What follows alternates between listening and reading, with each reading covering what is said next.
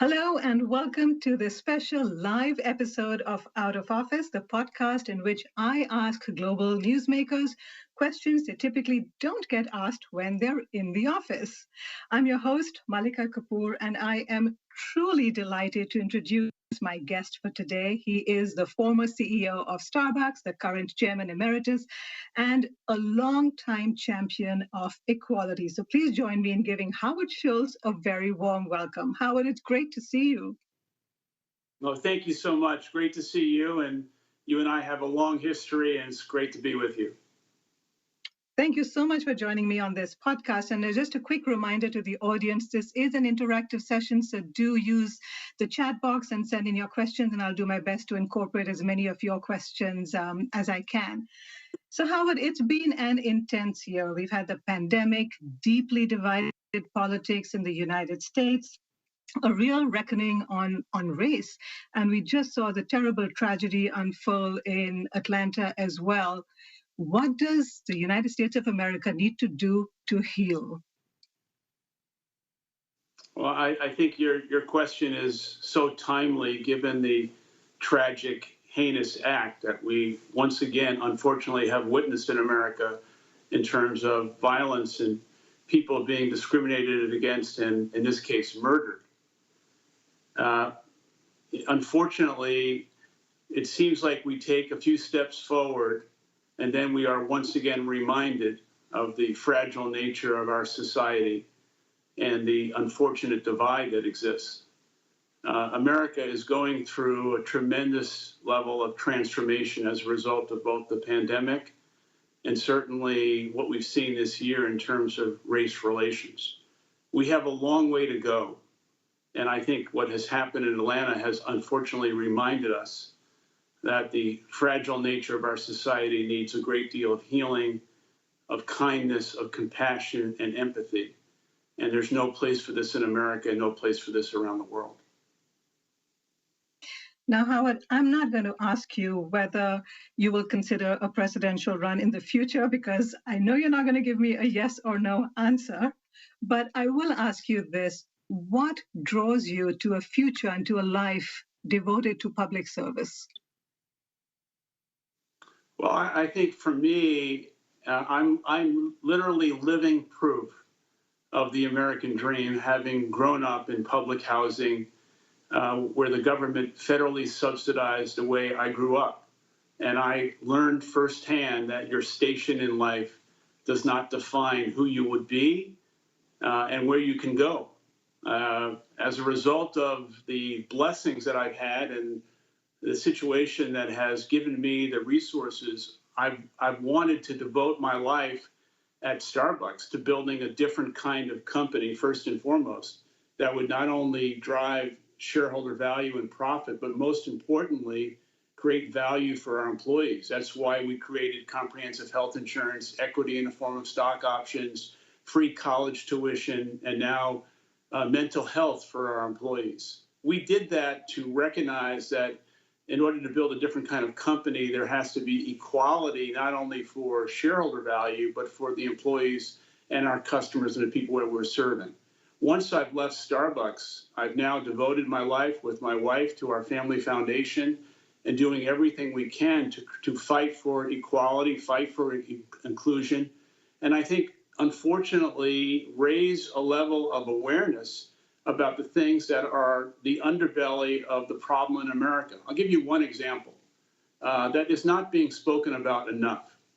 If you look at low-income families in America, more than half of those families across the country do not have broadband internet access. So when you speak about opportunity, and you speak about the fact that kids are not in school as a result of the pandemic, that alone demonstrates the significant divide in America, where these kids and these families have not only lost a year of not being in school, but they are completely shut out from any access to education, any access of opportunity, any access for learning, not only the kids, but the families. And yet here we are, 50% of low-income families in America without internet access. It's incalculable in terms of the void that that's going to create in their lives. And that's just one issue. We could speak about many. And so what I've tried to do in the position I have and the platform I have is to raise awareness, but most importantly, try and create a difference in providing access of opportunity and equality and doing the things that are necessary to fight for what we all want, which is opportunity, respect, and dignity in our families, in the workplace, and in our society. Yes, the digital divide has been a really, really real issue. We've been talking about that a lot at our Equality Summit. But, back when you were a child, I think you were 7 years old, and your father got into an accident. He was injured at work, and you, as a little boy, watched him lie on the couch, unable to walk. And that image would later define a lot of the values you held close to your heart as CEO of Starbucks. Can you tell us a little bit about how that incident influenced you? Well, you've really done your homework, I will tell you that. Yes, my father was a truck driver, a blue-collar worker. He was an Army vet, and he had a series of terrible jobs. And this one job was he was a delivery driver picking up and delivering cloth diapers before the invention of Pampers. And he slipped on a sheet of ice in March of 1960 and broke his leg and hip. And he was basically fired and dismissed without any health insurance, without any workman's compensation. And at the young age of 7, I witnessed the fracturing of our family. There was no resources, and we were really in big trouble. And I think the scars and the vulnerability, the shame of that experience as a young boy shaped the way I would begin to see the world. And I think, as I spoke about Starbucks, there's a reason why I wanted everyone at Starbucks to have health care 25 years before the Affordable Care Act. And that was, in many ways, trying to build the kind of company that my father never got a chance to work for. And I think if you think about the equity of the Starbucks brand and what we built after 50 years and over 30,000 stores in 80 countries, the equity of the brand is defined by the balance of not only shooting for profitability, but elevating the experience for our people and building trust in the workplace with a culture and a set of values and guiding principles that stood for something more than just making money. Well, at Starbucks, when you were CEO, you really pushed for the company to be inclusive and to be driven by purpose. Healthcare, introducing healthcare for everybody, supporting gay rights, education for employees, support for veterans. But one of the campaigns, the Race Together campaign, which involved baristas literally writing "Race Together" on cups, that didn't do so well. What do you think went wrong, or was America just not ready for that conversation? And do you think if you launched that campaign now, would it go down differently? It's a very interesting question. I think when you are running a company like Starbucks that has such an opportunity to speak to and to deal with customers, 100 million people a week visit Starbucks stores. And so the opportunity that we always had is to not only create a sense of community, but to communicate the values of the company and what the company stands for. And at the time, we felt that there was a unique situation in America where we could elevate the importance of race relations, of compassion and empathy to one another. I think we were ahead of our time, and perhaps we went too far then in using the vehicle of Starbucks to talk about something that was a very hot and emotional subject, the subject of race. But having said that, I think you have to have the courage to push for reinvention. You have to have the courage of your convictions. And I think the question is, what's the core purpose and reason for being of a company? Is it just to make money? I think the answer to that is no. And in my case, I think that Starbucks has an opportunity to respectfully communicate the company's values and what we stand for, not for political gain, but to elevate society and to make our people and our customers proud of what we stand for. I think if we did that today, we probably would have a similar reaction. It didn't go well, but as I look back on that, I'm incredibly proud of the fact that the company had the courage to try, the courage to attempt to have a conversation. And of course, not everything goes right, but you look back and you learn and you push for reinvention and self-renewal. And most importantly, you stand up for what you believe in. That's a good moment, Howard, to bring in a question from the audience. And we have a question on racial equality. What do you think is the biggest inhibitor to racial equality in the United States today? That's a question from the audience. Well, I think the biggest issue is that we can go back to 1619 when slavery was brought to America. And I think in reading Isabel Wilkerson's book, Caste, which is a book that I think everyone in America should read, when you read that book, I think what's lacking is understanding. What's lacking is empathy and compassion. And we have to do a much, much better job in America of teaching young people a level of sensitivity and a level of compassion that we have not been doing. And I think we need to point out when things are not right in our classroom, when not right in our workplace. I think around the family table, we should be talking about the things that matter the most. And I think we have to have a society in which there is respect and dignity for all. I think also we should not be seduced by the fact that this has been a year in which the pandemic has certainly caused so many problems and so many issues. And certainly with regard to race relations, we've seen a reckoning and an elevation of a new level of understanding. But we should not be seduced that the problems are behind us. We have to continue to work very hard with one another to establish the kind of relationship and understanding that the only way America can move forward in the way that we all aspire for our families, for our children in the future, is for us to be in this together. And the issue of race relations, I'm heartened and I'm inspired by the changes that are taking place. But this is just the beginning of the work that we need to do. Now, Howard, you're a business leader, you're a philanthropist, you've considered a presidential run. In many ways, you've also just become sort of an ambassador for your country. And earlier, China's President Xi Jinping, he reached out and asked you to help repair US-China relations. And this is largely because you played a key role in expanding Starbucks into China.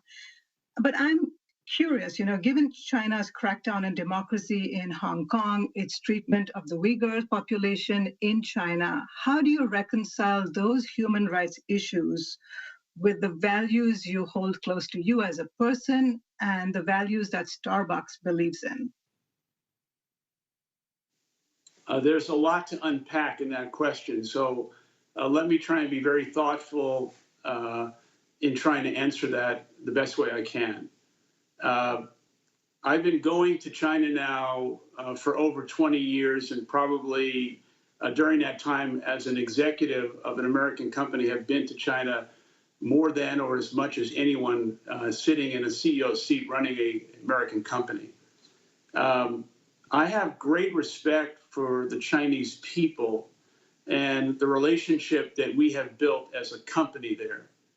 We have over 5,000 stores and we employ over 50,000 people. And I've seen firsthand the values of young Chinese people who work for the Starbucks company. Let me say this first off. I don't think China as a country is an enemy of America. I think they are a fierce competitor and they're an adversary of America, but they are not an enemy. Having said that, there are clearly significant differences in our society, in how the government runs the country. But first and foremost, we must recognize that China and America have a role to play that is so significant in the world order. And that if the world is going to function effectively with the efficacy that we need, China and America must figure out a way to cooperate. And I think the rhetoric of the last 4 years has not been helpful to that situation. I think the Biden administration is still being very tough on China.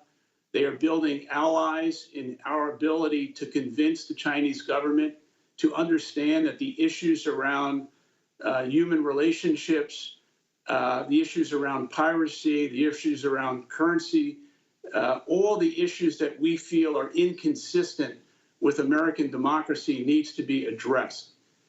Having said that, China is not going to conform to everything that America wants in the same context that America is not going to conform to everything that China wants. But I do believe that the leaders in China and the leaders in America want to and recognize the critical issues of us cooperating for the benefit of the rest of the world. If this is not accomplished, there will be significant problems. And I am optimistic that under the Biden administration and what is currently going on, that we will figure out a way to cooperate with China that will enhance the rest of the world. Your issues and your questions are correct. There are human rights issues and there are aspects of the Chinese government in the way they act that is not consistent with American democracy. But there are opportunities for us to cooperate and I think do things together that can benefit the rest of the world, benefit American citizens, and benefit Chinese citizens. Now, Howard, I want to go back to what we began this conversation with, which is what happened in Atlanta. And there has been a rising tide of violence against the Asian American community. We had a session on this yesterday, and one of the entrepreneurs talked about how people want money from Chinese businesses, yet it's really sad that the Chinese community or the Asian American community remains invisible. What role can corporate America play to help the Asian American community? Well, corporate America has a role to play almost in all aspects of the questions you've been asking and the problems and many of the problems in our society. One thing is for sure that with the United States government sitting with almost $26 trillion in debt, the United States government is not going to be able to solve all of the problems in American society. At a time in America where there has been record profits and the Dow is at 33,000, there is a great opportunity for American corporations to do much more in their communities in which they are serving their customers and with the municipalities that are facing drastic cuts in tax revenue as a result of the pandemic. And so the question in terms of being specific is there has to be a renewed level of participation in all aspects of American life in which American corporations are doing much more to facilitate a cooperation between the government and the private sector.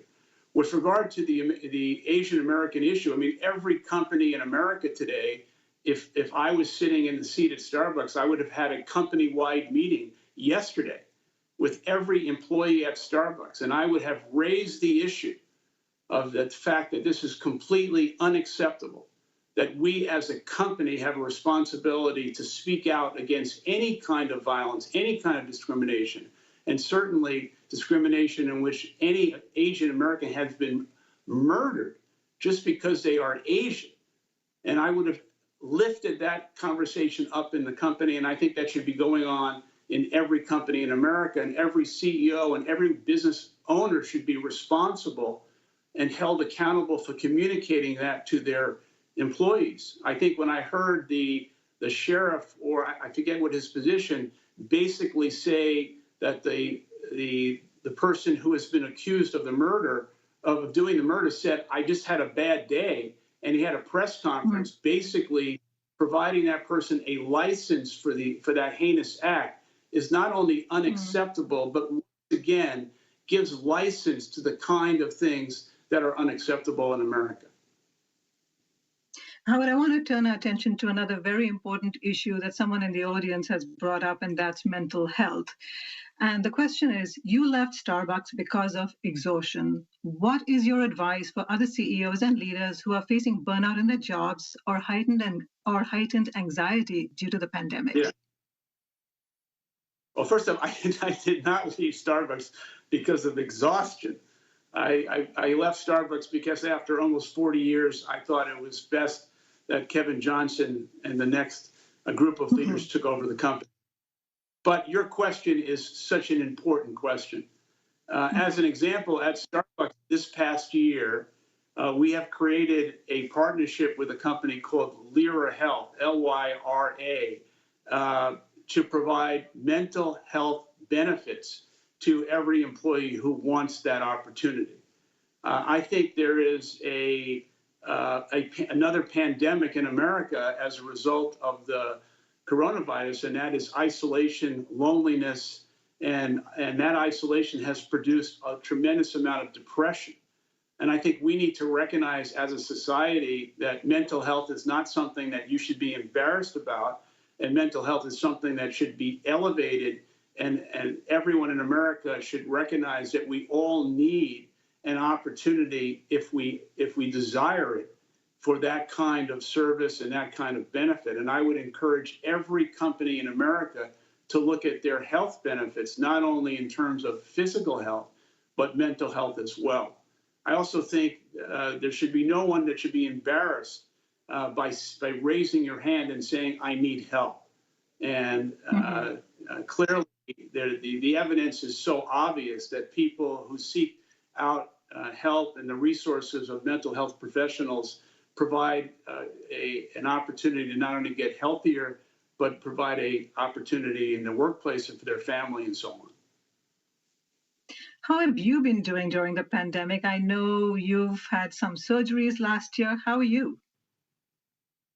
I'm doing fine. I thank you for asking that. I have had a couple of back surgeries, but I have found this period in my life and devoting so much of our time to the Family Foundation, to post 9/11 veterans, to Opportunity Youth, kids who are 18 to 24 who are unfortunately not in school and not in work, and pivoting the Families Foundation to fighting for equity and inclusion and doing everything we can to make a difference, to be an inspiring time.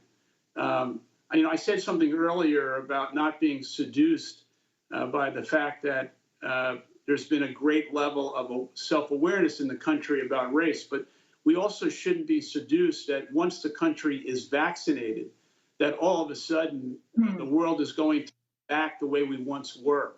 And I think there's going to be a tremendous change in how we work, how we live, how we play, and there's going to be adjustments that are going to be very, very significant. And one of the things that I have been fighting for is the fact that small business owners in America have probably faced their most significant challenge of anyone within the business world today, because there has been a fracturing and a level of permanent closures of so many businesses in America, and a large majority of them have been Black and brown-owned minority businesses.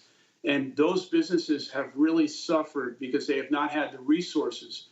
And finally, because of the stimulus package, we're going to get some money to those businesses, but it's too late. And we are going to find ourselves not only with those businesses having closed, but they represent such an important level of the social fabric of neighborhoods and communities. And those businesses, for the most part, many of whom are going to be permanently gone. Howard Schultz, we're out of time. I could go on, but we do have to watch the clock. I thank you so much for joining me today on Out of Office, and I hope you stay well. Thank you very much. It's been my pleasure.